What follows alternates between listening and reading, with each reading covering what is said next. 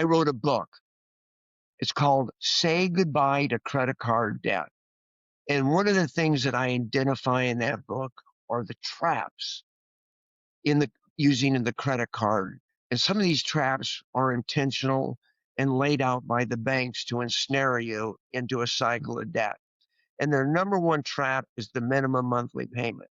And if you give me a minute, I'd like to make sure people understand that. Yeah, hit them with it. This is important. Boom! Boom, baby. Come on, Bill. It's designed to make you think that if I make the minimum payment, life is good. I'm playing the credit card game. I'm doing what I'm supposed to.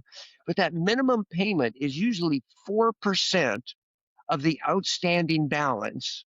It also includes all interest payable on that you've accrued that month on that credit card balance. So let's just make it simple. You have $1,000 credit card balance. You're being charged 20% interest.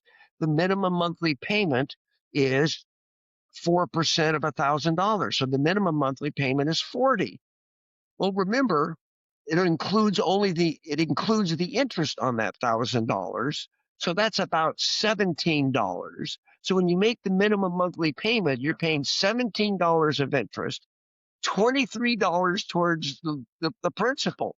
So you're only making $23 payment against the principal. So what happens next month?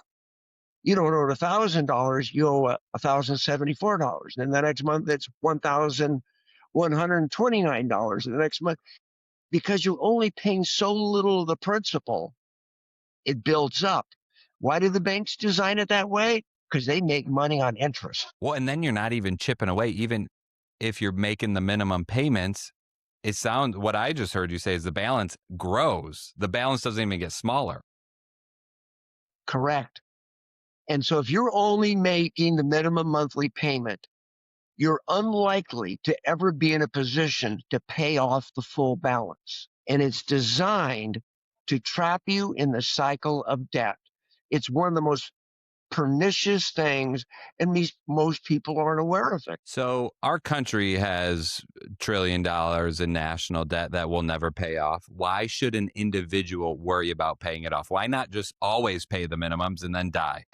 You know what? That's a great question. And the simple answer is two things. Number one, you'll be paying a lot of extra interest your whole life when you could have minimized that interest. When you pay less interest, that means you have money to buy stuff you want rather than giving more money to the bank. It's that simple.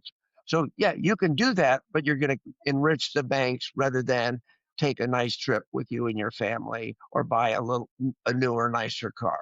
So it depends just where you want to allocate your money, to you or to the bank. Well, and I suppose in my example, I was picturing you just always keep buying more, only paying the minimums.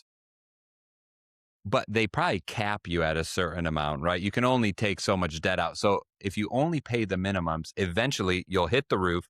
You can't buy anything else. And so you're kind of trapped. You're trapped. So you're trapped, right? Exactly.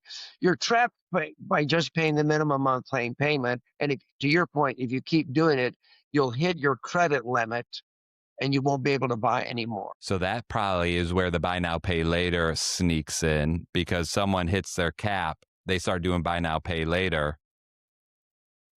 And then that doesn't affect their credit limit, but they're growing their debt.